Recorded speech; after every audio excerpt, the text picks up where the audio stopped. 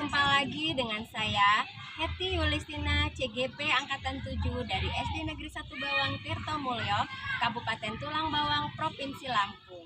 Dalam kesempatan ini saya akan menyampaikan aksi nyata saya untuk modul 1.4 Budaya Positif. Selamat menyaksikan, terima kasih. Wassalamualaikum warahmatullahi wabarakatuh. Tabi pun.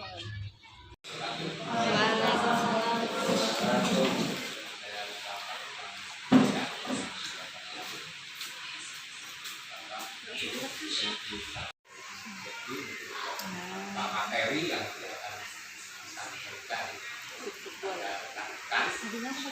di sebelum kegiatan inti nanti kita bisa melakukan aktivitas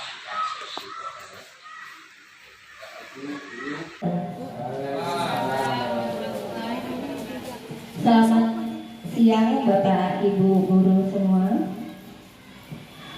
Alhamdulillah wa syukurillah, pagi ini kita dapat berkumpul dalam keadaan sehat walafiat di ruang kantor SD Negeri 1 Bawang Tirtomulyo ini dalam rangka pengibasan modul 1.4 dalam program saya mengikuti pendidikan guru penggerak.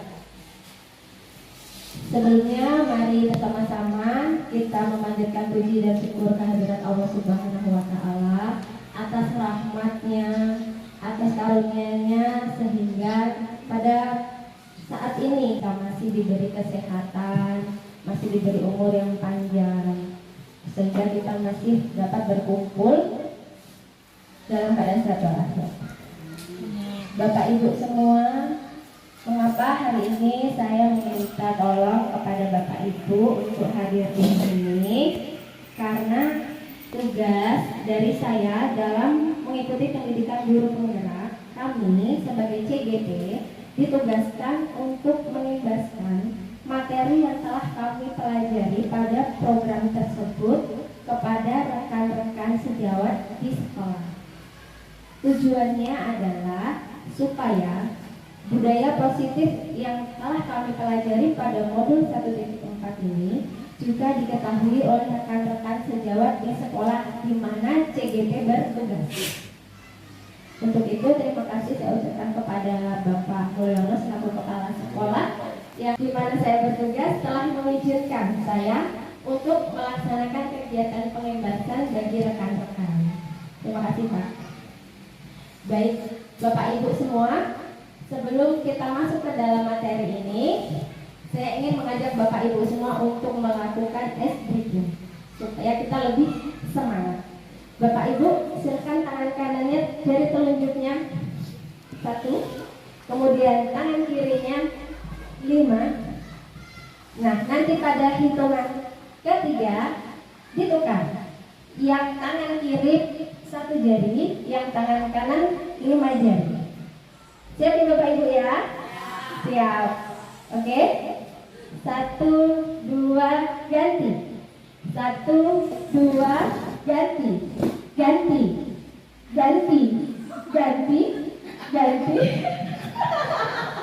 Nah jadi ini Pak ya, hal sekecil ini, kadang kalau anak di kelas kita itu mengantuk, ini bisa kita terapkan. Sebenarnya kan, coba Bapak Ibu ini tadi belum kompak ya. Yuk kita ulangi lagi, tangan kanan pakai 1 jari, tangan kirinya 5 jari. Dalam hitungan 3 ganti ya Bapak Ibu ya. Yuk 1, 2, ganti. Ganti. Ganti. Ganti. Ganti. Ganti. Ganti. Ganti. Ganti.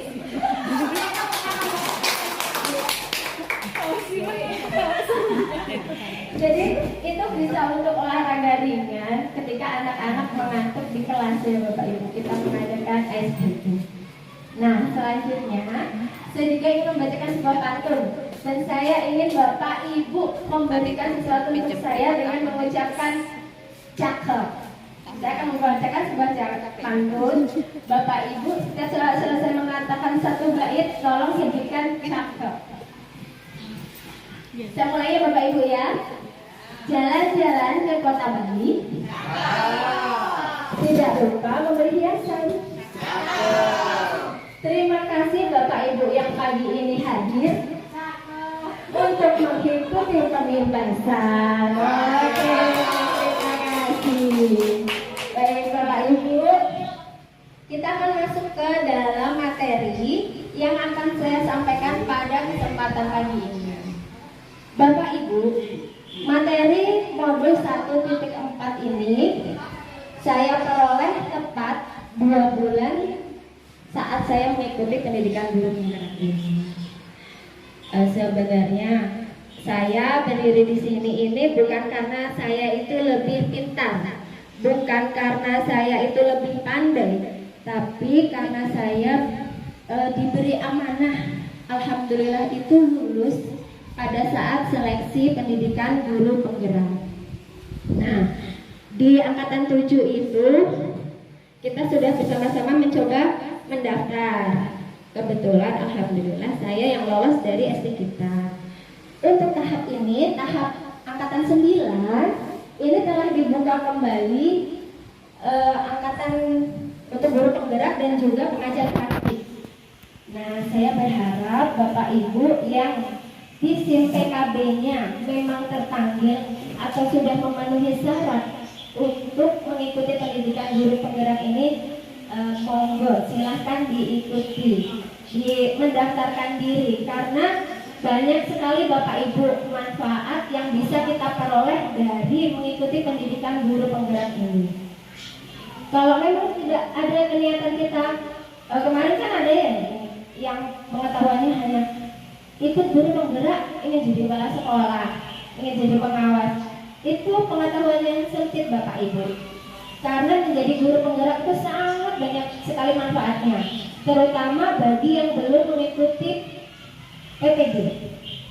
Di situ jelas sekali pemerintah sudah menuliskan yang sudah mengikuti guru penggerak dan lulus, pada saat nanti yang bersangkutan itu terpanggil untuk mengikuti PPG, itu dibebaskan dari pendidikannya. Jadi hanya mengikuti ujian pengetahuan di akhir pendidikan saja. Itu merupakan apresiasi yang luar biasa dari pemerintah ya Bapak Ibu ya, atas kerja keras yang telah dilakukan selama 6 bulan Bapak Ibu. Jadi pendidikan guru penggerak ini dilaksanakan selama 6 bulan, 3 modul, tapi dilaksanakan 6 bulan karena satu modulnya itu ada 4 titiknya Bapak Ibu. Mungkin hanya 3 modul, tapi begitu dibuka modul 1 itu ada 1.1, 1.2, 1.3, 1.4. Untuk modul 1.1 ketika dibuka lagi itu juga banyak anak-anaknya. Ada alur merdeka yang akan kita lakui dalam setiap modulnya itu. Alur merdeka itu apa Bapak Ibu? M, merdeka, M.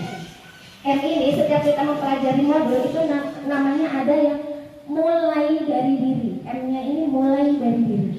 Dari diri kita sendiri sebagai seorang guru, dalam modul itu kita sudah pernah melakukan apa saja. Ini M-nya. M-E, ini eksplorasi konsep. Nah, kita di situ disuruh mengeksplorasi konsep yang telah dituliskan dalam modul itu. R, ini adalah ruang kolaborasi. Jadi kalau kita mengikuti pendidikan guru penggerak itu dibagi dalam kelompok-kelompok. Seperti saya itu satu kelompok ada 6 orang yang didampingi oleh 1 PP pengajar praktik. Nah, di situ nanti bersama fasilitator kita berkolaborasi dalam dunia virtual. Biasanya kita memakai Gmail. Nah, di situ kita berkolaborasi, bekerja kelompok, memecahkan masalah. Apa yang harus kita lakukan? Membahas tugas-tugas juga secara kelompok di ruang virtual itu. Kemudian D itu demonstrasi kontekstual. Dari ruang kolaborasi, dari eksplorasi konsep itu kita mendemonstrasikan secara nyata di sekolah kita tentang modul itu. Kita itu menerapkannya seperti apa? Ini merdeka. K-nya itu koneksi antar materi. Jadi kita menyambungkan dari materi-materi yang kita pelajari itu kita sambungkan. Biasanya kita disuruh membuat video di situ. Terus yang A itu aksi nyata. Bapak Ibu, aksi nyata itu seperti apa? Nah, saya ini di akhir modul 1.4 inilah aksi nyata saya. Saya melakukan pengimbasan kepada rekan-rekan sejawat saya di sekolah tentang modul yang saya pelajari. Jadi kita diajari langsung menerapkan, bukan hanya pada mengisi jawaban atas soal-soal yang diberikan seperti itu saja, tidak. Tapi kita menyatakan diri, melaksanakan sesuatu yang nyata berupa aksi nyata. Nah, seperti itu ya Bapak Ibu. Baik. Modul 1.4 itu adalah penerapan budaya positif di kelas dan sekolah. Nah, kenapa harus saya sebarkan kepada rekan-rekan? Karakter yang kita harapkan tumbuh pada peserta didik kita itu akan terbentuk dengan baik. Begitu ya Bapak Ibu. Rekan di sini, yang pertama yaitu disiplin positif dan nilai-nilai kebajikan. Yang kedua adalah teori motivasi, hukuman dan penghargaan. Kemudian ada keyakinan kelas. Selanjutnya adalah kebutuhan dasar manusia dan dunia berkualitas. Selanjutnya motivasi perilaku manusia. Yang selanjutnya juga ada 5 posisi kontrol. Dan yang terakhir adalah segitiga restitusi. Baik, yang pertama, Bapak Ibu, dalam kurikulum Merdeka ini kita kenal dengan pembelajaran paradigma baru. Pembelajaran paradigma baru ini dirancang berdasarkan prinsip pembelajaran yang terdiferensiasi. Ini adalah pembelajaran yang berbeda Bapak Ibu. Jadi pembelajaran yang disesuaikan dengan kebutuhan setiap siswa kita. Jadi akan sesuai atau tepat pada tahap perkembangannya untuk mewujudkan profil pelajar Pancasila. Bapak Ibu, profil pelajar Pancasila ini adalah karakter yang ingin kita tanamkan pada murid kita, yaitu yang pertama. Yang pertama, beriman, bertakwa kepada Tuhan Yang Maha Esa serta berakhlak mulia, mandiri, bernalar kritis, berkebinekaan global, bergotong royong dan juga kreatif. Inilah karakter yang ingin kita munculkan pada peserta didik kita. Yang selanjutnya, Bapak Ibu sudah pernah mendengar apa itu disiplin positif? Belum ya Bapak Ibu. Sebenarnya disiplin positif itu sudah ada di sekolah kita. Contohnya seperti apa? Pada saat upacara bendera, anak-anak menggunakan seragam sesuai dengan aturan sekolah, itu sudah disiplin positif. Anak-anak setiap hari sudah masuk sebelum bel berbunyi, sudah datang di sekolah, itu juga contoh disiplin positif. Anak-anak yang membuang sampah pada tempatnya, itu juga sudah menerapkan disiplin positif. Jadi tujuan disiplin positif ini adalah menanamkan motivasi yang ketiga pada murid-murid kita, yaitu menjadi orang yang mereka inginkan dan menghargai diri sendiri dengan nilai-nilai yang mereka percaya. Ketika murid kita memiliki motivasi, artinya mereka itu telah memiliki keinginan dari dalam mereka untuk mematuhi aturan yang diterapkan di sekolah, bukan semata-mata karena mereka takut dihukum karena melanggar, tapi mereka memang sudah mempercayai nilai-nilai dari peraturan tersebut. Contohnya, kalau mereka menggunakan seragam yang sesuai aturan pada saat upacara, tentu mereka akan nyaman karena mereka akan terhindar dari, iya benar sekali, ya. Nah, nilai-nilai kebajikan universal. Bapak Ibu, nilai-nilai kebajikan itu kan nilai-nilai kebaikan ya Bapak Ibu ya. Nilai-nilai kebaikan yang dipercaya itu banyak sekali Bapak Ibu. Biasanya nilai-nilai itu disepakati bersama sebelum dibuat. Jadi bukan hanya dibuat kemudian diberitahukan, itu tidak, tapi memang disepakati bersama. Contohnya di Indonesia, ya di Indonesia kita ini Salah satunya adalah nilai-nilai kebajikan yang ingin dicapai oleh setiap anak yang dikenal dengan profil pelajar Pancasila seperti yang saya sebutkan tadi. Ada apa saja Pak Sarija? Coba Pak. Monggo Pak, digunakan mic-nya. Untuk profil pelajar Pancasila itu meliputi 1. Beriman, bertakwa kepada Tuhan Yang Maha Esa dan berakhlak mulia. Dan yang kedua, mandiri. Yang ketiga, bernalar kritis. Yang keempat adalah berkebinekaan global. Yang kelima adalah bergotong royong, dan yang keenam kreatif. Baik, terima kasih Pak Sarija. Itulah nilai-nilai kebajikan yang ingin dicapai pada pendidikan di Indonesia yang kita kenal sebagai profil pelajar Pancasila. Ya, Bapak Ibu, bagi kelas yang sudah menerapkan kurikulum 13 tentu sudah tidak asing dengan keenam karakter ini ya Bapak Ibu ya. Kemudian Bapak Ibu, keyakinan kelas. Keyakinan kelas ini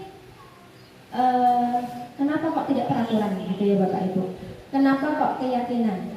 Bapak Ibu ada yang bisa memberi pendapat kenapa di sini dituliskan keyakinan kelas bukan peraturan kelas? Ada perbedaannya di situ Bapak Ibu. Kenapa sekarang ini kita tulis tentang keyakinan kelas bukan peraturan kelas?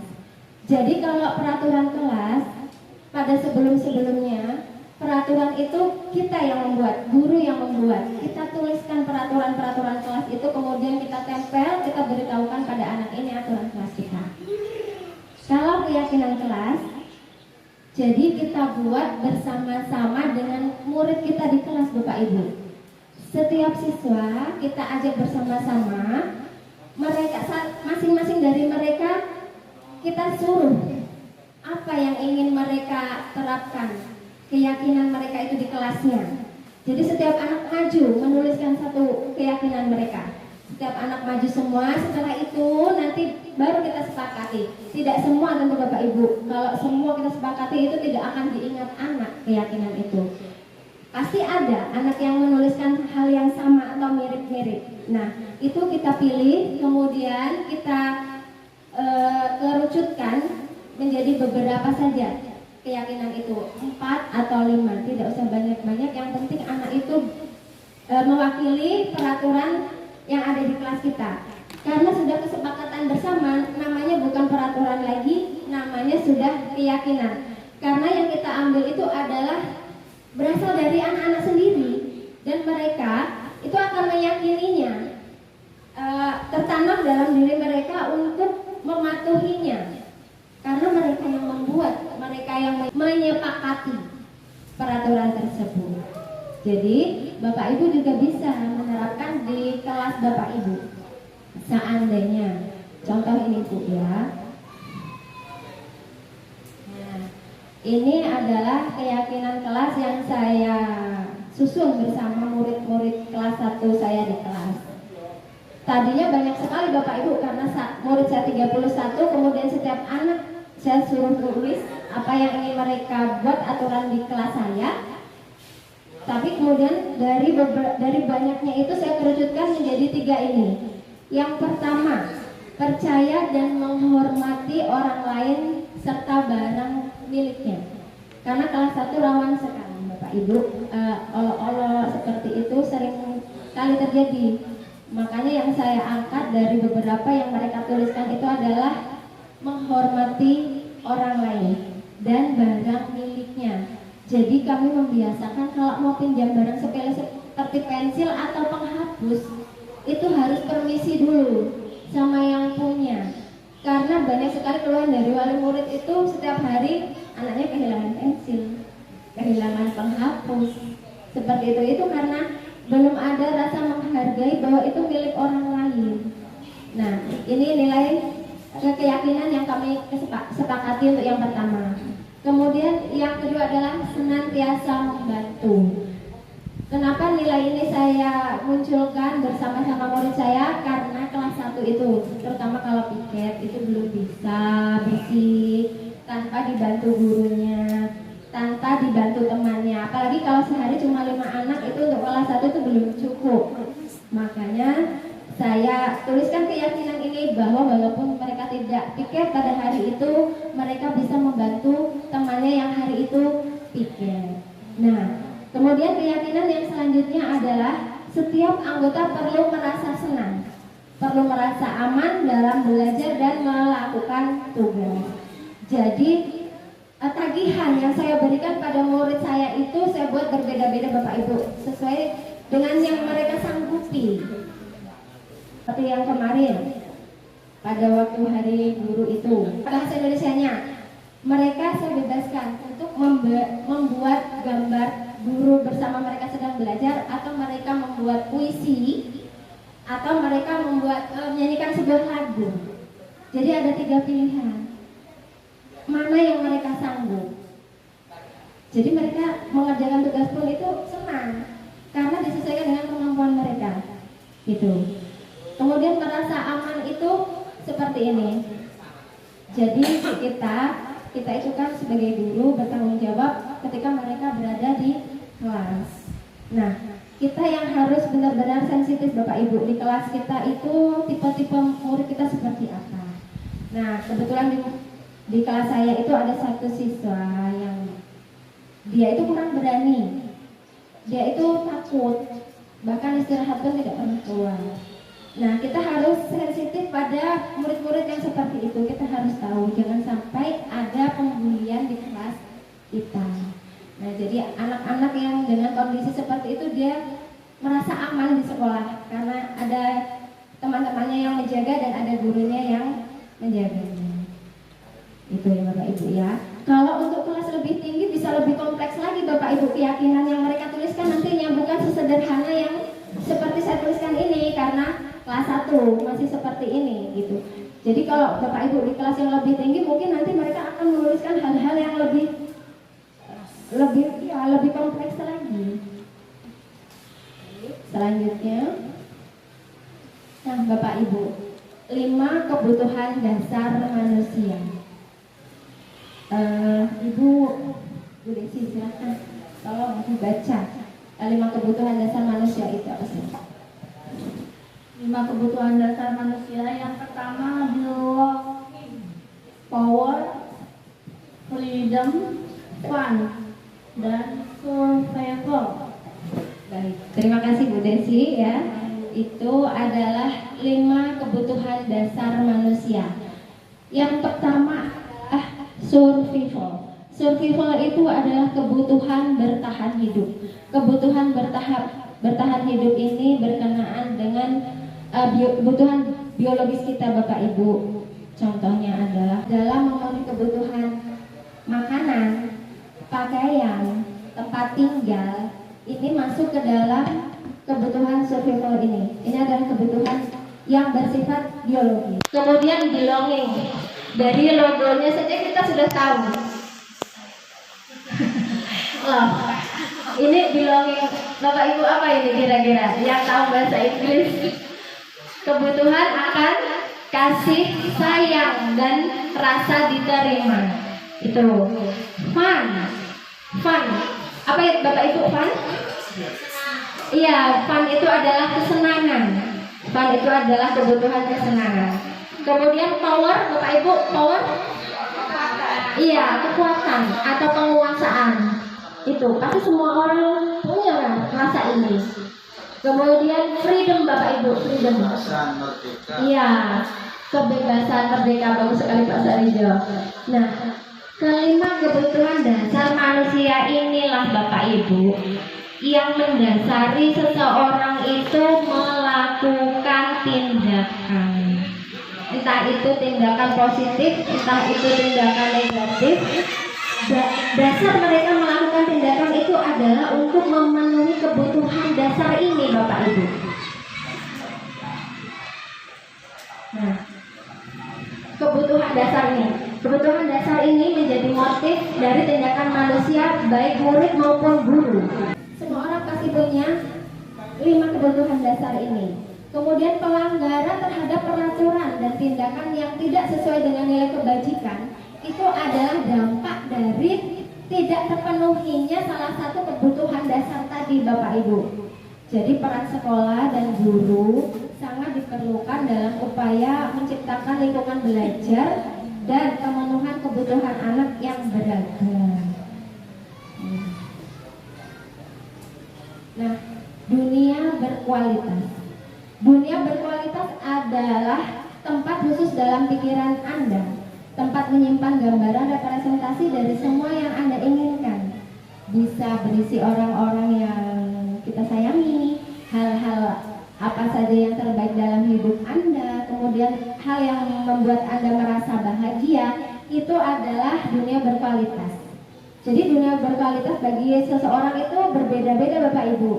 Nah, saya ingin sekarang Bapak Ibu menuliskan dunia berkualitas yang seperti apa yang menurut Bapak Ibu itu berkualitas. Kalau menurut saya, dunia berkualitas saya adalah anak-anak saya sehat semua, suami saya sayang dengan saya, rezeki saya mengalir dengan lancar, semua sehat walafiat. Itu adalah dunia berkualitas bagi saya Bapak Ibu. Nah, sekarang saya ingin Bapak Ibu menuliskan dunia berkualitas bagi Bapak Ibu seperti apa. Karena dunia berkualitas setiap orang itu berbeda-beda.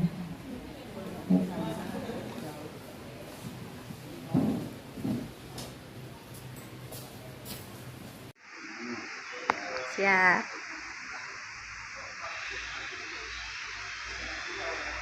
Baik, Pak Sarija sudah selesai menuliskan dunia berkualitas bagi beliau. Mohon Pak maju ke depan untuk membacakan dunia berkualitasnya Pak. Terima kasih. Jadi menurut saya dunia berkualitas meraih cita-cita. Yang ketiga, keluarga dapat hidup tentram, aman, dan merdeka. Terima kasih. Tangannya Bapak Ibu, itu adalah dunia berkualitas Pak Sarija. Bapak Ibu ada yang sedang lagi menuliskan dunia berkualitas ya? Bu Dede, mari Bu, silakan ke depan Bu. Pak Arham, nah coba dari yang masih single ini. Dunia berkualitasnya mohon ini seperti apa? Pak Haji, sampun Pak, monggo Pak, dibacakan dunia berkualitasnya Pak.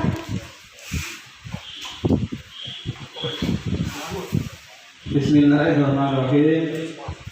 Untuk dunia berkualitas bagi saya dan keluarga, pertama mudah-mudahan taat beribadah. Yang kedua, mendapatkan rezeki yang lancar. Yang ketiga, anak sehat, belajar, dan dapat mencapai cita-citanya. Terima kasih. Yang tadi adalah dunia berkualitas ya Pak Wasi. Hampir rata-rata kalau itu Pak ya. Coba kita lihat dari Pak Guru kita yang masih single ini. Dunia berkualitas seorang single seperti apa? Monggo Pak Arham.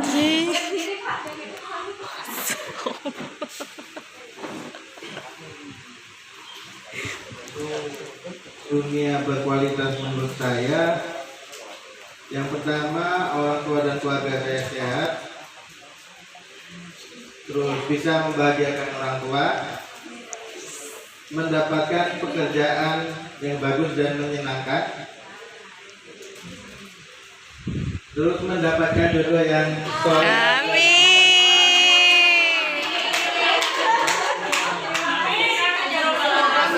Amin. Itu tadi adalah dunia berkualitas bagi guru kita yang masih single. Kita aminkan semua doa-doanya Bapak Ibu ya. Baik, cukup dulu Bapak Ibu ya. Itu mewakili semoga dunia berkualitas yang telah Bapak Ibu tuliskan dalam sticky note tersebut sudah, meskipun tidak dibacakan pada kesempatan ini, tapi insya Allah malaikat sudah mengamininya Bapak Ibu. Hal-hal yang baik itu insya Allah segera diamini. Awalan adalah doa. Baik, Bapak Ibu. Terima kasih Bapak Ibu ya yang sudah bersedia memberikan komentarnya tentang dunia berkualitas ini. Kita lanjut ya Bapak Ibu ya. Kemudian yang selanjutnya di sini pokok bahasan kita adalah 3 motivasi perilaku manusia Bapak Ibu. Motivasi itu apa Bapak Ibu? Motivasi itu dorongan ya Bapak Ibu, benar sekali. Motivasi itu adalah dorongan. Jadi dorongan yang membuat orang itu melakukan sesuatu. Yang pertama adalah untuk menghindari ketidaknyamanan atau hukuman. Ini adalah motivasi ekstrinsik. Jadi mereka melakukan peraturan itu karena takut pada hukuman. Itu adalah motivasi ekstrinsik. Ekstrinsik itu berarti tidak muncul dari dalam dirinya, dari dalam hatinya. Hanya takut karena terkena hukuman. Yang kedua, untuk mendapat imbalan atau penghargaan dari orang lain. Nah, ini juga motivasi ekstrinsik. Jadi dia melakukan sesuatu itu hanya untuk memperoleh penghargaan dan juga imbalan. Jadi bukan memang berasal dari dalam diri dia sendiri. Yang ketiga adalah untuk menjadi orang yang mereka inginkan dan menghargai diri sendiri dengan nilai-nilai yang mereka percaya. Nah, dari ketiga motivasi ini pasti semua orang memiliki Bapak Ibu. Dan kita melakukan itu pasti pernah ya Bapak Ibu ya. Kita juga semua pasti pernah. Saya sendiri juga pernah melakukan sesuatu itu karena saya tidak ingin hukuman. Melakukan sesuatu itu karena saya ingin imbalan. Itu pasti ada. Pasti ada. Tapi tentu ada yang menyertai lagi, yaitu motivasi yang ketiga, yaitu karena kita menghargai diri kita sendiri. Kadang menjadi orang yang patuh pada peraturan itu sebenarnya kita tuh menghargai diri kita sendiri dari situ tuh. Jadi orang yang tidak pernah melanggar aturan, jadi orang yang menghormati keyakinan yang sudah disepakati, itu sebenarnya sama saja dengan menghargai diri kita sendiri. Tentu Bapak Ibu ingin menjadi seorang pendidik yang menjadi tauladan baik bagi murid-muridnya, atau bahkan kalau Bapak Ibu di sini yang senior seperti Bapak Haji Wasiman, Ibu Robina, Ibu Eni, Bapak Sarijo, tentu ingin menjadi tauladan bagi kami ini yang masih perlu bimbingan, masih belajar. Dari mereka datangnya tepat waktu, mereka masuk kelas, jarang sekali izin, itu kan memberikan tauladan bagi kita ya Bapak Ibu yang masih junior, masih di bawah beliau-beliau yang senior ini. Nah, dari ketiga motivasi inilah Bapak Ibu, makanya kita memberi teladan kepada murid-murid kita. Kalau kita ibaratnya berperilaku yang baik, maka mereka pun akan mengikutinya. Karena pekerjaan kita itu melekat Bapak Ibu. Di rumah pun kita masih dipanggil Bu Guru. Ya kan Bapak Ibu ya, di lingkungan Bapak Ibu juga Bapak Ibu masih dipanggil Bu Guru, Pak Guru. Kita nggak bisa meninggalkan profesi kita ini, profesi yang mulia ini, insya Allah jaminannya akhirat ya Bapak Ibu. Amin. Jadi dalam perilaku kita pun bukan hanya di sekolah, di rumah pun kita masih disorot. Bu Guru kok seperti itu. Nah itu yang kita jaga. Kita menghargai diri kita sendiri. Mau berpenampilan agak trendy sedikit saja, kita berpikir dulu ya Bapak Ibu ya. Kita ini guru, kita ini dilihat, kita ini dijadikan teladan. Nah seperti itu Bapak Ibu. Nah inilah kenapa sulit, karena jaminannya surga, gitu aja ya Bapak Ibu ya. Jadi kita ikhlas motivasi intrinsik tadi yang muncul dalam diri kita ya Bapak Ibu. Semoga begitu juga dengan saya, karena saya juga masih dalam proses belajar. Kemudian Bapak Ibu, setiap sekolah itu kan tentu banyak muridnya. Tidak terlepas dari sekolah kita ini yang di Banjarbaru itu muridnya termasuk yang banyak, dan di sekitar desa-desa sini sekolahan kita masih menjadi sekolah yang favorit ya Bapak Ibu ya. Itu kenapa? Karena mereka percaya dengan Bapak Ibu guru di dalamnya. Semoga kualitas ini dapat selalu terjaga ya Bapak Ibu ya. Amin. Nah, dalam menghadapi murid kadang-kadang ada yang membuat masalah Bapak Ibu. Ada yang namanya anak-anak ya Bapak Ibu ya, apalagi kita di tingkat sekolah dasar. Mereka ada yang membuat kesalahan, yang nakal, yang ini seperti itu ya Bapak Ibu. Nah, kita kita itu ada 5 posisi kontrol Bapak Ibu. Yang pertama adalah sebagai penghukum, kemudian yang kedua adalah pembuat rasa bersalah, sebagai teman, sebagai pemantau, dan sebagai manajer Bapak Ibu. Kelima posisi itu berbeda dengan peranannya masing-masing ya Bapak Ibu. Kalau sebagai penghukum tentu kita sudah tahu, pasti dia itu akan melakukan hukuman secara fisik maupun verbal. Verbal itu kata-kata Bu, kata-kata yang dari yang kita ucapkan. Makanya ini yang kalau fisik kita insya Allah sudah tidak pernah ya Bapak Ibu melakukan hukuman fisik, tapi verbal ini yang perlu kita kontrol. Kadang-kadang karena saking emosinya, ucapan-ucapan secara verbal ini kadang masih kelepasan Bapak Ibu ya. Nah, biasanya dalam posisi penghukum ini yang diucapkannya adalah patuhi aturan atau awas. Misalnya gitu Bapak Ibu ya. Kamu selalu saja salah. Pasti ini enggak pasal. Selalu ya, pasti kamu yang selalu selesainya belakangan. Selalu ribut di kelas, selalu cari gara-gara. Iya Bapak Ibu ya. Saya juga seperti itu Bapak Ibu. Saya sempat menangis belajar modul 1.4 ini. Kebiasaan sebagai penghukum ini loh. Kemudian membuat merasa bersalah. Pada posisi ini, guru itu biasanya akan selalu berkata seperti ini. Ibu sangat kecewa sama kamu. Gimana coba kalau orang tua kamu di rumah tahu kamu melakukan kesalahan ini? Saya pernah Bapak Ibu melakukan seperti ini. Tujuan saya memang menimbulkan rasa bersalah pada murid saya. Tapi efeknya itu tidak baik Bapak Ibu untuk anak itu. Kemudian sebagai teman, kita pasti, apalagi kita ya Bapak Ibu di SD itu, Pak Arham ya saya lihat akrab sekali dengan murid-muridnya itu bagus Bapak Ibu. Nah di sini biasanya kalau ada masalah dia begini, ayo bantulah demi Bapak, gitu biasanya, ya nggak Pak? Kemudian bisa juga dia bilang, ya sudah kali ini tidak apa-apa, Ibu bantu bereskan. Nah, ini biasanya kalau guru memposisikan dirinya sebagai teman.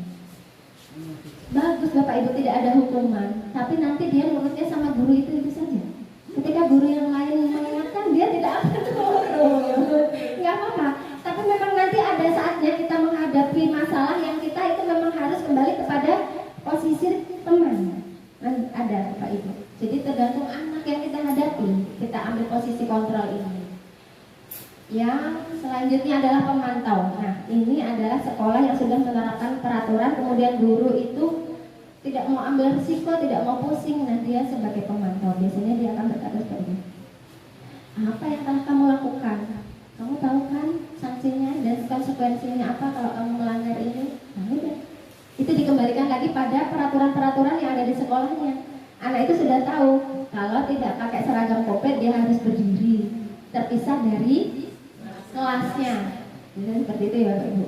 Kalau ada anak yang terlambat biasanya kamu terlambat, kamu nanti gak istirahat. Biasanya seperti itu kan Bapak Ibu ya. Nah itu. Kemudian posisi kontrol yang paling baik adalah yang terakhir Bapak Ibu, yaitu sebagai manajer. Di sini anak itu diajak ngobrol Bapak Ibu, ditanya alasan dia melakukan kesalahan itu apa, ditanya dulu kronologinya seperti apa. Kemudian anak itu diajak untuk melakukan perbaikan atas kesalahan yang dilakukan. Kita menawarkan apa yang ingin kamu lakukan nak untuk memperbaiki kesalahan ini. Seperti itu Bapak Ibu. Untuk lebih jelasnya Bapak Ibu, saya di sini akan menampilkan sebuah video tentang 5 posisi kontrol ini Bapak Ibu, supaya Bapak Ibu lebih paham.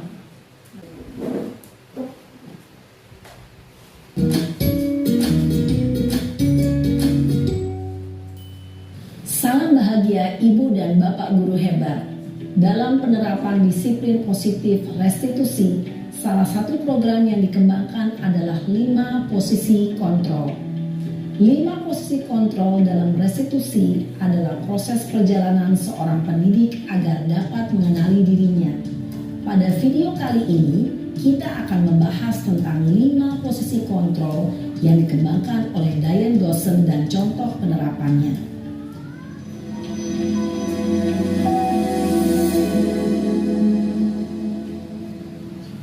5 posisi kontrol itu adalah 1. Posisi penghukum. 2. Posisi pembuat merasa bersalah.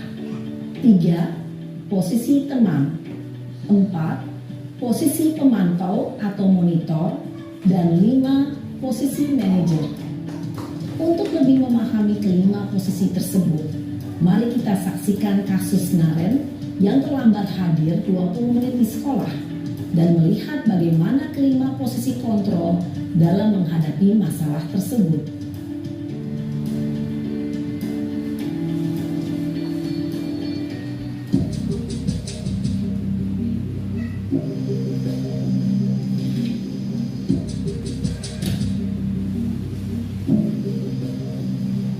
Naren! Sini kamu! Selamat pagi, Bu. Selalu terlambat. Kamu deh, pasti terlambat. Maaf, Bu. Saya Apa? Apa coba? Alasan kamu apa lagi? Kapan sih kamu tidak terlambat? Malas sekali ya kamu jadi anak. saya Dasar pemalas. Gak kapok-kapok sih kamu. Sudah berapa kali terlambat? Sana, kamu keliling lapangan basket 2 kali. kenapa saya harus keliling lapangan basket, Bu? Kenapa? Kamu melawan ibu? Berani-beraninya jawab. Sudah terlambat, masih berani jawab pula. Sekarang, keliling lapangan basket 5 kali sekalian. Biar kapok. Cepat. Pergi sana ke lapangan basket. Posisi penghukum biasanya berbicara dengan nada tinggi, menghardik, menunjuk-nunjuk, menyakiti, dan menyindir. Hukuman bisa berupa fisik maupun psikis. Ibu dan bapak guru hebat. Dampak yang terjadi pada murid ketika guru berada pada posisi penghukum adalah murid cenderung akan memberontak, bahkan menyimpan dendam.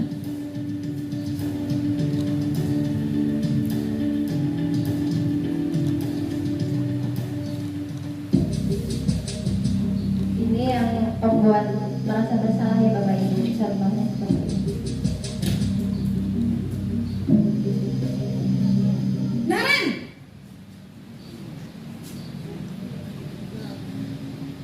Selamat pagi, Bu. Naren. Kamu kenapa terlambat lagi, nak? Ya Tuhan, Naren. Kamu senang ya bikin ibu susah ya?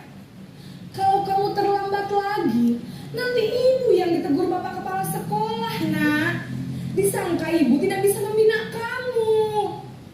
Duh, gimana ini? Maaf, Bu.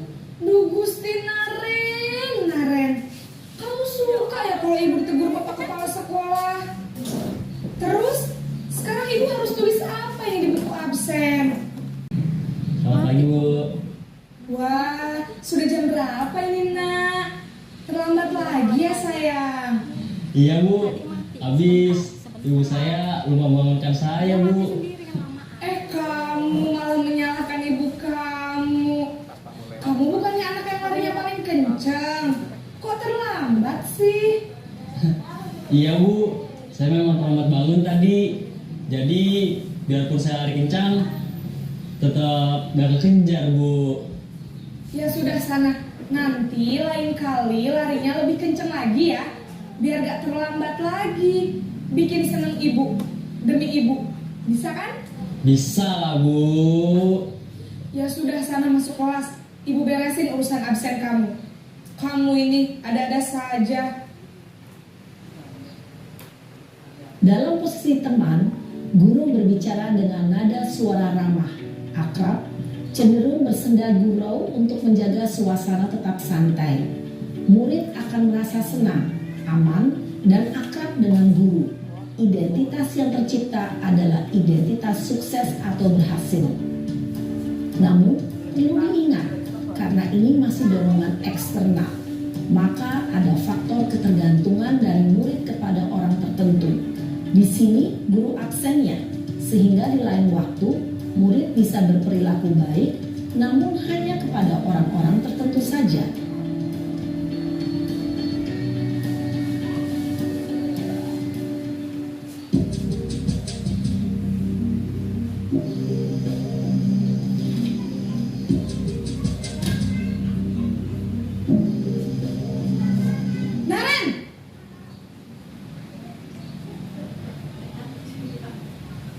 pagi, Bu. Naren, apa peraturan sekolah kita tentang jam berapa kita harus masuk sekolah, nak? Kita harus di sekolah jam 7, Bu. Iya, betul. Sekarang sudah jam 7.20. Naren sudah tahu konsekuensinya jika terlambat hadir. Paham, Bu. Saya harus tinggal kelas pas jam istirahat selama 20 menit. Iya, benar. Konsekuensinya demikian. Jadi nanti jam 9.30 pas istirahat, kamu harus tinggal di kelas, kerjakan tugas tambahan untuk ketertinggalan kamu, ya? Baik, Bu. Posisi pemantau mengandalkan penghitungan atau data untuk mengontrol murid.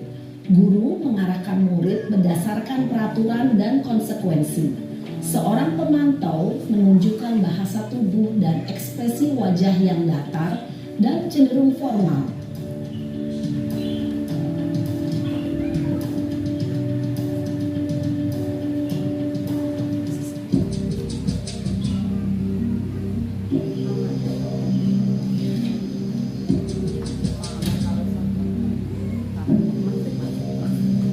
Naren!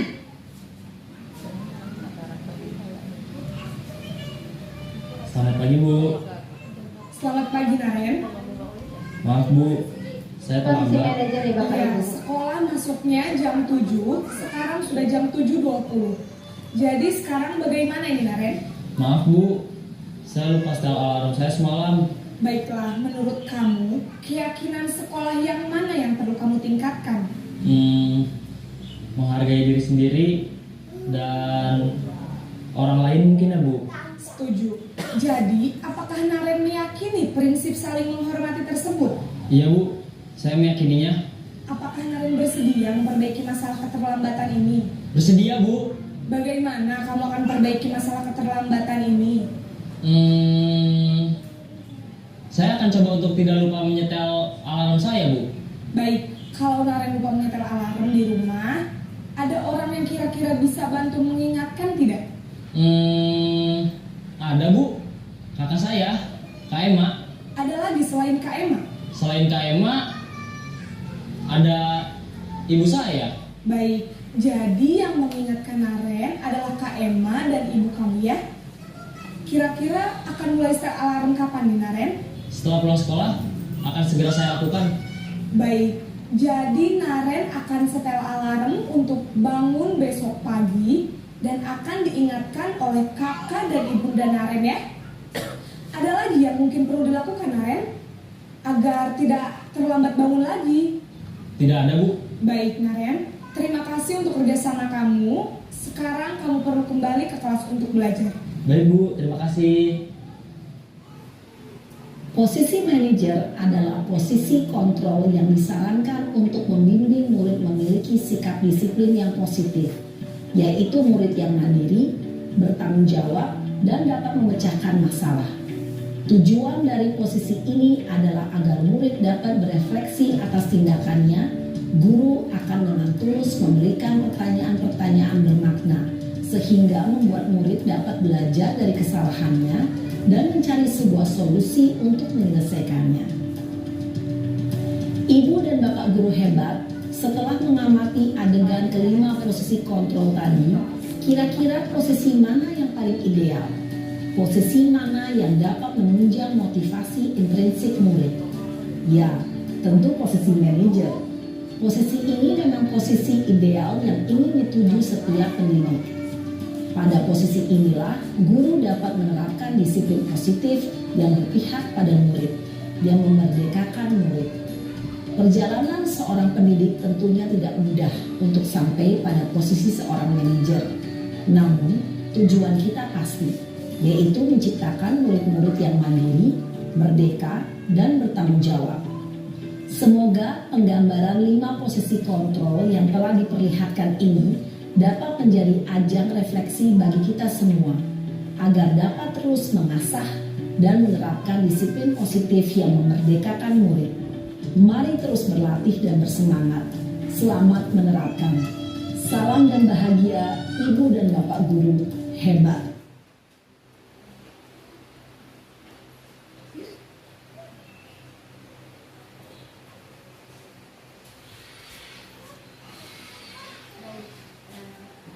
Baik Bapak Ibu, demikian tadi video contoh penerapan 5 posisi kontrol untuk menghadapi murid yang melanggar peraturan Bapak Ibu. Dari kelima video yang telah kita saksikan bersama tadi, Bapak Ibu bisa melihat ekspresi dari murid tersebut ketika murid itu dengan posisi kontrol kita sebagai penghukum, ekspresinya seperti apa? Akibat yang ada dalam diri murid kita itu seperti apa? Dalam jangka waktu panjang itu akan direkam Bapak Ibu. Ketika saya mempelajari ini, saya disuruh menuliskan hal yang paling buruk yang pernah saya alami dalam rentang saya usia TK sampai saya SMA. Dan saya ingat sekali Bapak Ibu, saya dulu pernah dilempar penghapus oleh guru saya dari depan ke belakang. Dulu penghapusnya bukan atom Bapak Ibu, dulu pakai kayu, dan itu sakit sekali. Saya ingat, masih ingat yang dilakukan guru saya sampai saat ini. Makanya kita sama-sama belajar ya Bapak Ibu, mulai saat ini kita hati-hati menangani murid kita yang melanggar aturan. Nah, kemudian saya juga disuruh Bapak Ibu menuliskan hal yang paling berkesan dan membuat saya itu bahagia dari rentang usia saya sekolah TK sampai dengan SMA itu. Tentu kita kalau yang bahagia itu bingung nulisnya Bapak Ibu. Hanya gitu. Karena ya dua itu peristiwa yang akan terkenang dalam diri kita itu hanya dua, yang menyedihkan dan yang membahagiakan. Jadi kalau bisa kita sebagai Bapak Ibu guru ini meninggalkan kenangan yang indah dengan 5 posisi kontrol yang bisa kita terapkan tadi. Kalaupun kita belum sanggup sebagai manajer, setidaknya kita sebagai teman atau sebagai pemantau. Karena kalau sebagai pemantau itu kan memang aturan sudah kita terapkan dan itu sudah kita sepakati tapi dilanggar. Karena kita itu harus menciptakan disiplin kepada anak. Kalau kita terlalu membiarkan saja, itu jadinya bukan disiplin tapi pembiaran. Bukan berarti murid merdeka terus dibiarkan melakukan kesalahan, itu bukan. Jadi Bapak Ibu, kita disuruh melakukan langkah kontrol yang tepat untuk menghadapi siswa kita, seperti itu. Kemudian dalam 5 posisi kontrol tadi itu ada yang namanya restitusi Bapak Ibu. Restitusi itu adalah sebuah cara menanamkan disiplin positif pada murid.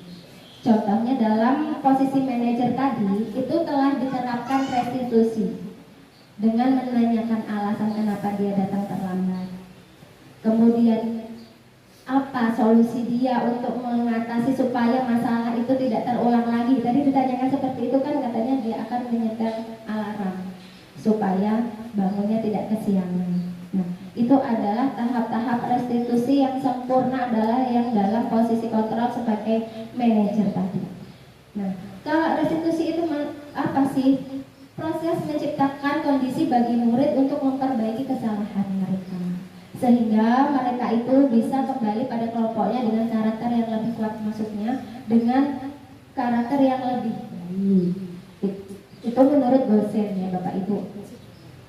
Kemudian ciri-ciri restitusi itu bukan untuk menebus kesalahan, tapi belajar dari kesalahan supaya tidak terulang kembali. Kemudian untuk memperbaiki hubungan ya.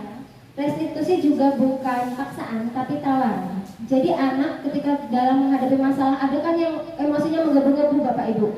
Dia belum siap ditanyakan, kamu mau memperbaiki ini seperti apa? Oh, pasti dia belum siap. Nah, dalam posisi seperti itu kita pantau dulu anak itu.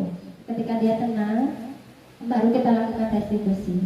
Nah, restitusi itu ada langkah-langkahnya Bapak Ibu. Namanya segitiga restitusi.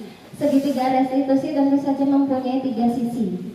Sisi yang pertama itu adalah untuk menstabilkan identitas. Kemudian sisi yang kedua itu validasi tindakan yang salah. Dan posisi yang terakhir itu adalah apa Bapak Ibu? Menanyakan keyakinan. Jadi ini adalah tahapan dalam kita melakukan restitusi kepada anak yang melakukan kesalahan. Restitusi itu tujuannya ya proses untuk berdialog ya yang dijalankan oleh guru atau orang tua di rumah agar dapat menghasilkan murid yang mandiri dan bertanggung jawab. Jadi setelah dilakukan restitusi harapannya mereka jadi murid yang bertanggung jawab.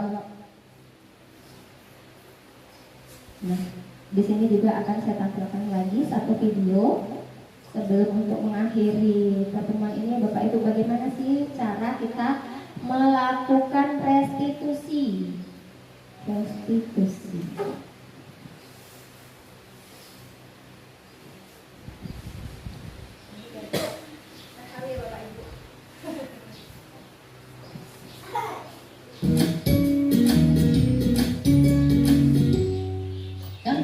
Di lingkungan sekolah yang dikenal dengan nama restitusi.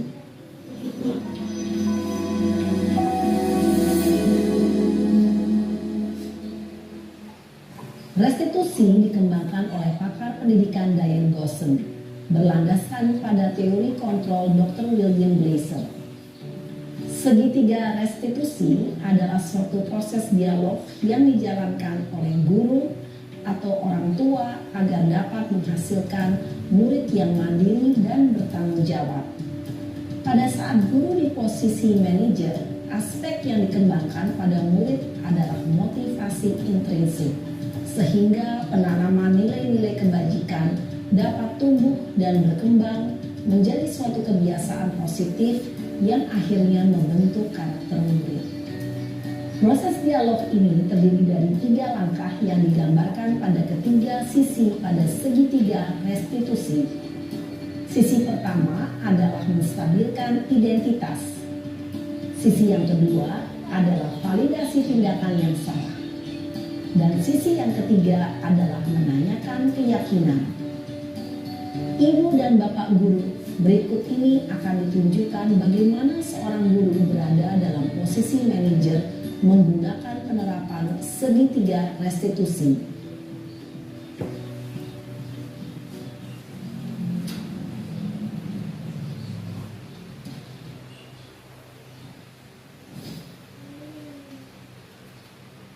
Siang Sarah. Siang Pak. Sudah lama nggak ketemu Sarah. Kenapa hari ini ada di sini? Kesel Pak, kesel banget. Masa aku dikatain tukang fitnah Pak? Ya aku marah lah. Aku balik ngatain Eka di depan kelas. Kesel banget. Oh begitu. Ya pasti kamu marah dan kesal. Bapak juga akan marah apabila ada yang menuduh Bapak seperti itu. Itu menstabilkan Kemudian, identitas, Bapak. pada saat itu kamu mau melakukan apa? Ya saya langsung ngatain Eka lah Pak. Kesel banget. Saya bentak-bentak dia depan teman-teman lain.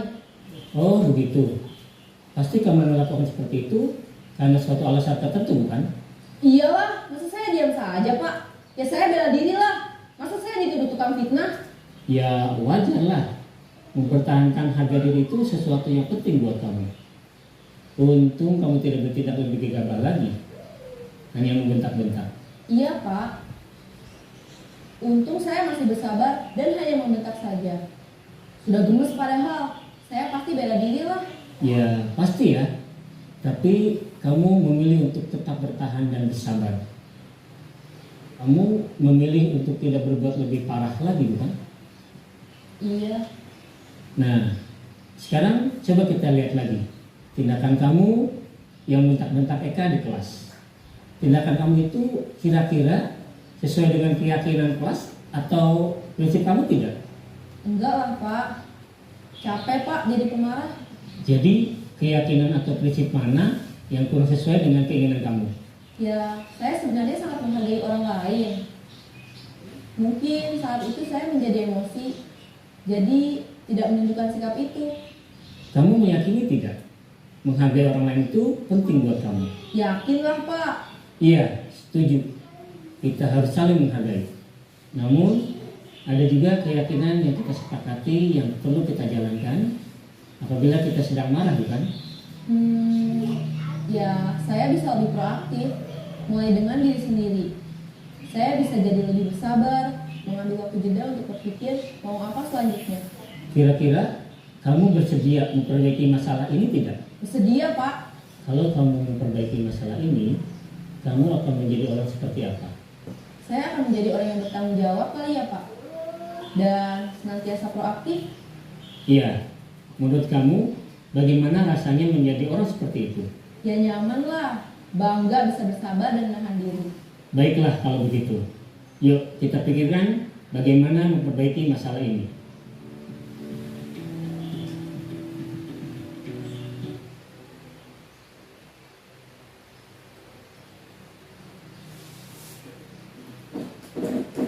Demikian Bapak tadi itu adalah proses segitiga restitusi. Jadi pada saat kita mengambil posisi sebagai manajer, kita dalam obrolan dengan murid kita itu akan melakukan yang namanya restitusi.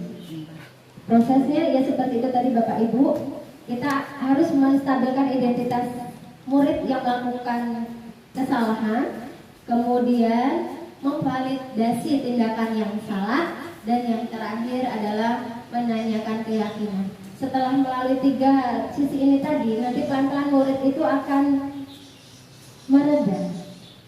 Emosi dalam dirinya itu akan mereda, kemudian bisa kita ajak berdialog, berdiskusi, langkah apa yang akan dia lakukan untuk memperbaiki kesalahannya yang sudah membentak-bentak temannya di kelas tadi. Nah, seperti itu Bapak Ibu. Ini adalah menurut saya posisi yang paling tepat kita lakukan. Jadi anak itu enak, kitanya juga enak, tidak menimbulkan rasa dendam ya Bapak Ibu ya.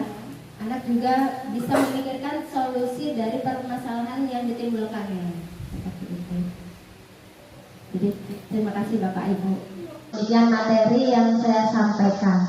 Sedikit saya minta Bapak Ibu refleksi dari Bapak Ibu semua mengenai budaya positif yang telah saya sampaikan tadi. Kesan dan kesan Bapak Ibu bisa minta beberapa orang saja. Apa yang ingin Bapak Ibu sampaikan dalam kegiatan pagi ini? Boleh dari saya menyampaikan materi untuk kedepannya. Saya pasti akan sering melakukan aksi nyata seperti ini kepada Bapak Ibu, meneruskan materi, mengimbaskan materi yang saya pelajari karena masih ada 2 modul lagi nanti. Jadi mudah-mudahan teman-teman kita yang terpilih di sini kami tadi nanti lolos di guru penggerak sehingga semua di sini dapat merasakan sensasinya Bapak Ibu menjadi guru penggerak. Ada sesuatu yang spesial dalam guru penggerak ini sehingga kenapa saya gaungkan, ayo Bapak Ibu ikut, ayo Bapak Ibu ikut. Karena kita itu dari saya itu sebenarnya orangnya gampang grogian kalau berdiri di depan dan berkata seperti ini Bapak Ibu. Sebenarnya grogi, tapi karena kalau kita sering, nanti kan terbiasa. Ketika terbiasa ya kita sudah biasa melakukannya. Walaupun di awal kita agak gimana, tapi nanti lama-lama kita sudah terbiasa. Itu dampak positif yang secara langsung sudah saya rasakan. Kemudian wawasan kita itu menjadi lebih luas Bapak Ibu, karena kita bertemu dengan banyak guru dari sekolah lain. Dalam satu kelompok saya ada yang dari SMP, ada guru BK SMA Menggala, kemudian dari DT itu SMA IT, yang luar biasa dipertemukan dengan orang-orang yang luar biasa. Jadi sehingga mudah-mudahan kita itu tertular energi positifnya dari mereka-mereka itu. Nggak ada benar salah Bapak Ibu, nggak ada yang disalahkan. Kalau kita nggak bisa itu diajari. Jadi tidak usah takut. Mungkin manajemen stres setiap orang yang berbeda-beda ya Bapak Ibu. Kalau manajemen stres kita itu bagus, nggak akan stres kok ikut guru penggerak ini. Asik. Tapi ya namanya ibu-ibu, kita itu kerepotannya banyak sekali. Bukan dari pekerjaan kita, dari di rumah mengasuh anak, melayani suami, itu luar biasa. Dengan kegiatan PGP ini yang memang tidak boleh ya Pak Mul ya, Pak Kepala Sekolah, tidak boleh mengganggu jam mengajar. Tidak boleh. Jadi kita mengerjakan tugas itu memang di luar jam mengajar kita. Sehingga tugas pokok kita itu tidak terbengkalaikan karena kita sedang mengikuti pendidikan. Itu Bapak Ibu ya. Oh iya, saya tadi minta kata 2 kata kesan dan kesan Bapak Ibu. Silakan Ibu Nilo.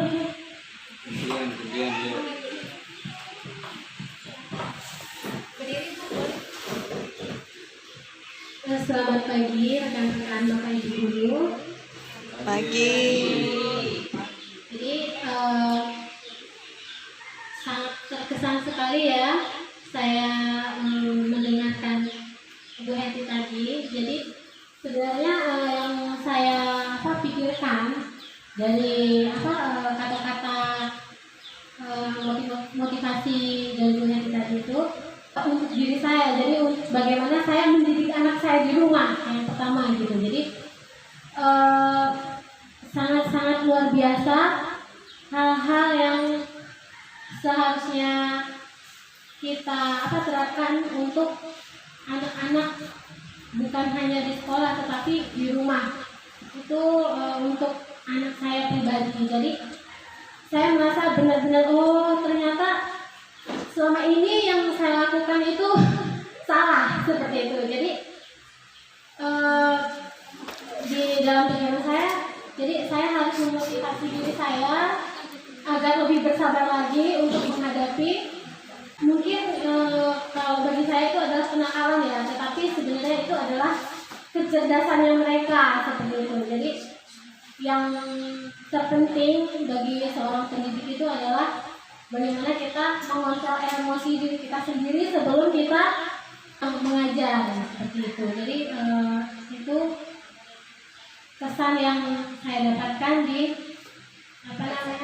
pembebasan materi dari Bu Heti ini. Jadi sangat-sangat luar biasa sekali, benar-benar termotivasi ya untuk diri saya sendiri untuk lebih baik sebagai guru seperti itu. Terima kasih. Terima kasih Bu Elu, luar biasa sekali. Semoga kita semua dapat belajar menjadi yang lebih baik ya Bapak Ibu. Karena benar sekali tadi ada yang tertinggal untuk saya sampaikan, bahwa kita ini selain ibu di rumah. Nah, madrasah pertama itu adalah keluarga ya Bapak Ibu. Ibu peran utamanya. Ada lagi Bapak yang mau menanyakan? Terima kasih kepada Bu Heti untuk memberikan waktunya sedikit ya tanggapan ya. Setelah kita menyimak dari pertama dan terakhir, banyak sekali cerita-cerita yang kita alami sendiri di sekolah, di kelas terutama ya. Bagaimana cara kita menegur anak, bagaimana cara kita menghukum anak. Nah, di situ sudah ada contoh-contohnya. Dan saya termasuk tadi yang penghukum sepertinya. Semua sepertinya Karena saya suka berteriak-teriak histeris, membuat kepala ibu sakit. Nah, tadi ada juga di situ. Nah, setelah mengikuti pembebasan materi modul ini, ada beberapa penyelesaian. Nah, jadi kita bisa mengambil hikmahnya. Jadi, oh ini yang terbaik, yang manajer itu yang terbaik, yang kata-kata halus, sehingga anak-anak juga tidak merasa bersalah, tidak terhukum gitu. Ini yang dapat saya ambil dari pembebasan materi modul dari Bu Heti. Terima kasih atas ilmunya. Assalamualaikum warahmatullahi wabarakatuh. Waalaikumsalam. Alhamdulillah, terima kasih Bu Dede. Jadi Bapak Ibu, semoga materi ini bermanfaat untuk kita semua ya Bapak Ibu. Saya cuma diberikan amanah untuk mengimbaskan kepada rekan-rekan sejawat saya di sekolah saya. Semoga ini memberikan manfaat. Waktu yang Bapak Ibu luangkan untuk mengikuti pembebasan ini semoga bermanfaat, tidak sia-sia. Dan semoga ini juga menjadi ladang amal baik kita yang insya Allah dicatat oleh Allah Subhanahu wa Ta'ala untuk mengantarkan kita nanti kepada surganya yang paling mulia dengan menjadi seorang pendidik ya Bapak Ibu ya. Baik Bapak Ibu, demikian tadi pembebasan yang saya sampaikan. Semoga ini bermanfaat bagi saya dan bagi Bapak Ibu semua untuk kita terapkan di kelas maupun di sekolah kita yang tercinta ini. Kurang lebihnya saya mohon maaf. Terima kasih atas waktu yang Bapak Ibu luangkan. Hanya Allah yang bisa membalas. Saya tidak bisa membalas apa-apa Bapak Ibu. Terima kasih sekali atas kerjasamanya. Saya sangat terharu sekali atas dukungan teman-teman semua, juga kepala sekolah. Semoga yang mau mendaftar nanti segera lulus, sehingga banyak sekali ilmu-ilmu yang mungkin nanti saya miss, yang lainnya tidak miss gitu, jadi saling melengkapi ya Bapak Ibu. Demikian saya akhiri. Wabillahi taufiq wal hidayah. Wassalamualaikum warahmatullahi wabarakatuh. Waalaikumsalam.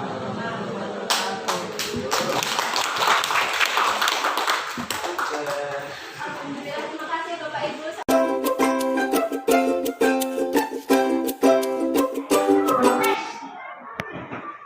Baik anak-anak, assalamualaikum warahmatullahi wabarakatuh.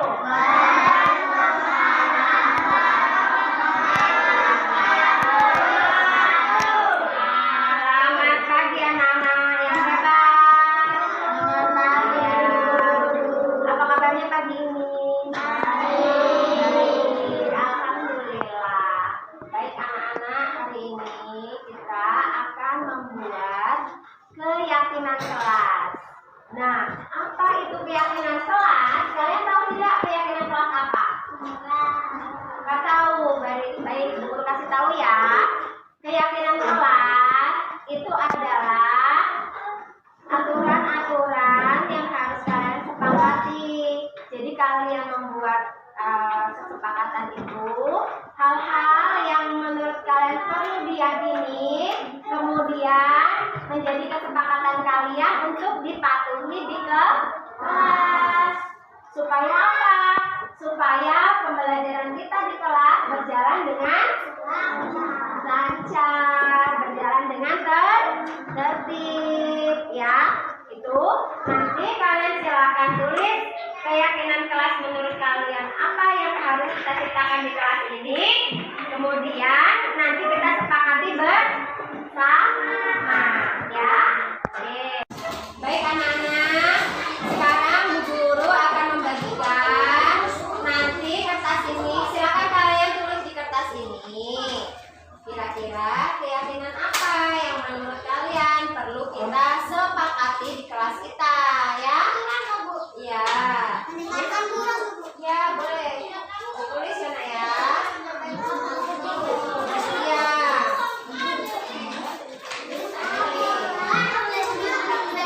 Kalian boleh menuliskan kira-kira kesepakatan apa yang harus kalian terapkan di kelas kita supaya pembelajaran berjalan dengan tertib dan lancar.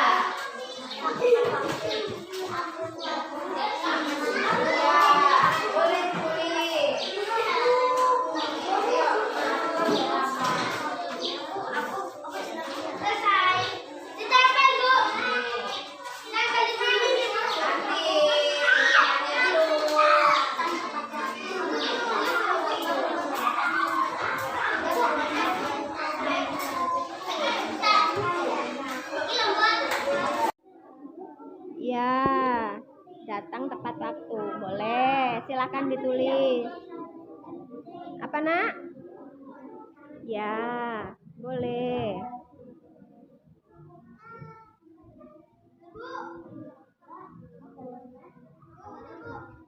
Ya.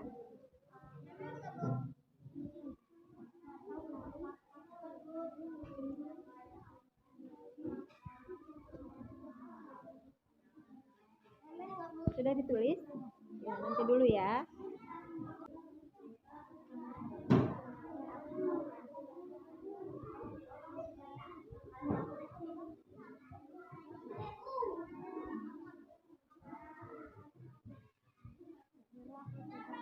Ya. Oke.